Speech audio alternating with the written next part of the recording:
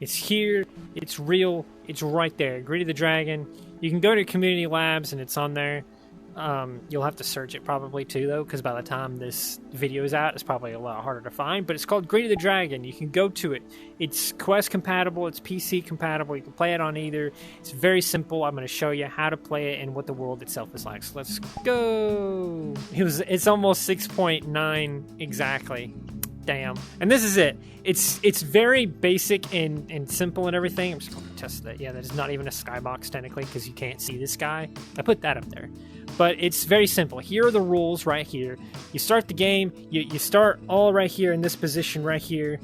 And it's super simple. You start there. You roll the dice however you want to. And you take it. Ooh, I'm going to be the banana. No, I'm going to be the birds because I like birds. So 1, 2, and 3. That's how many spaces I move on the board. Each of the spaces do something different, of course. The portals, the blue will send you to blue, the red will send you to the other red one, and the green one will send you to the other green one, and vice versa. So I landed on this red one, so I gotta find on this board where the other red one is, which is all the way over here. That teleports me there. Now, if I was to land on the blue one, I would have to go from there all the way to this blue space. And if I was to land on this green one, I would have to go all the way back to the green one over here, which is right here. Just yeeted all the pieces everywhere, but that's fine. Get out of here. Super simple. So if you land on the cube, you come over here and you take yourself a cube and you have this cube, but you don't get to deposit it. It's not secured yet. So you got to take it and you got to put it in your holding one. Since I'm the bird, I'm going to put it in my bird one. So this is what I'm holding on to, and this is what I've secured. To secure it, you must first obviously get a cube that you're holding on to, and then land on a dragon. Once you land on a dragon, you can do it in a number of ways. One, you could either do it one at a time. If I have multiple cubes, you only deposit one. Or you could do it where you deposit all of them. 99% of the time that I've played this, or anyone else has ever played this, you deposit all of them at once. You deposit all the cubes that you have, you're holding, and you put it in secured. What secured means now is that no one can get that cube. No one can steal that cube from me. It is mine forever. No one can ever get it. I have given it to the dragon, and the dragon now has my cube, and they are pleased. If I did not have one in the secured section and my opponent was to land on this space right here, it's like a little mirror or whatever, they land on a space that looks like that, they can then look at any of the other opponents and say, do I want to swap places with any of the other players on this board, or do I want to steal what they're holding? And 99% of the time you're going to try and steal what they're holding. And if you steal what they're holding, you take it from your holding position and you put it in your new holding position. Like they're stealing from me, so they take it from my holding and they put it in their holding. Why would you do that to me? Why would you steal from me? This is so rude. And you can do it in a number of ways. Again, you can have it to where you're either stealing one at a time when you do this, or you're stealing all of what they're holding. But you can never steal from secured. Next, we come along the board, we have the shield space right here. Whenever you land here, you come over here to the immunity cards, because this gives you an immunity card. They're kind of big, probably a little bit too big, but they're still fine. What these do is they negate any effect in the game. If that person was trying to steal my cubes and I had one of these, I can say, nuh-uh, I have an immunity card.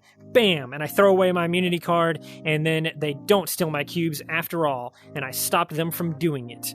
Or I could stop them from swapping places with me. I could stop the portal from happening, so if I land on a portal, I can say, well, I don't want it to affect me this time because of whatever reason. I can play this card. If I land on this lose a turn space and I have one of these, I can be like, nuh-uh, I cancel that entirely. That doesn't happen anymore. Stuff like that. I can cancel out anything in the game. I can even stop myself from grabbing cubes if for whatever reason I wanted to do that. I can stop any effect in the game with an immunity card, and you keep it until you use it. The best place to do that for this world is to literally just put it in your holding pile. No one can steal an immunity card from you, by the way, which I don't know how they would anyway, because if they try to steal it, you could just use it to stop them from stealing it, so it's a weird paradox. But anyway, no one can take it from you, nothing can happen to it until you use it. Once you use it, you can just throw it away, and you're vulnerable again.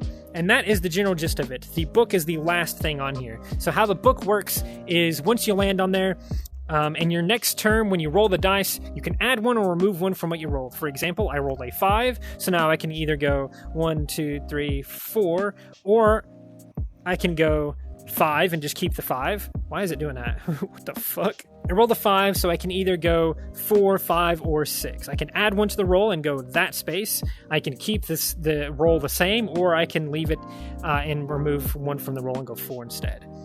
In this case, I would want to go 5 because I want the cube, obviously, but that's basically the general gist of it. You go until you have secured X amount. You can go for 21 cubes, you can go for 20 cubes, you can go for 15, you can go to 10. Just make sure everyone in the game knows how many cubes you're going for at the beginning of the game, and that is generally it. This right here, you take 2. That's why there's a big X2 on there, so you take 2 cubes instead of just 1. And of course, they lose a turn. You will just straight up lose a turn, and that is it.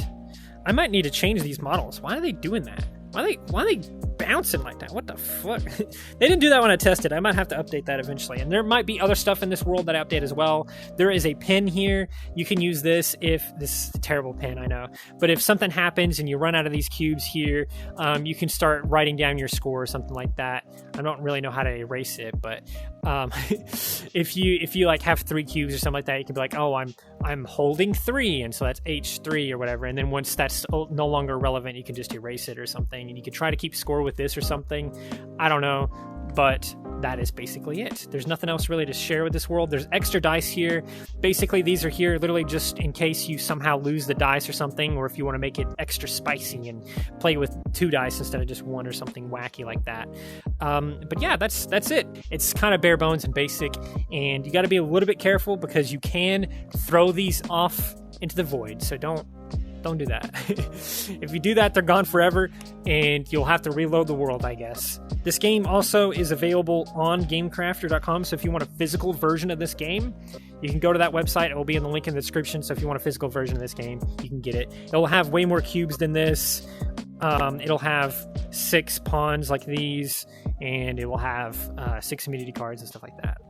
And yeah, like I said, I might update this in the future with some more stuff. I might make it look a little bit more cool. Like I might put dragons here or something instead, like these dragons, and put them here instead or whatever, so you know that you're giving it to the dragon when you secure it, that kind of thing. But yeah, have fun. It is public. Greed of the Dragon. That's it.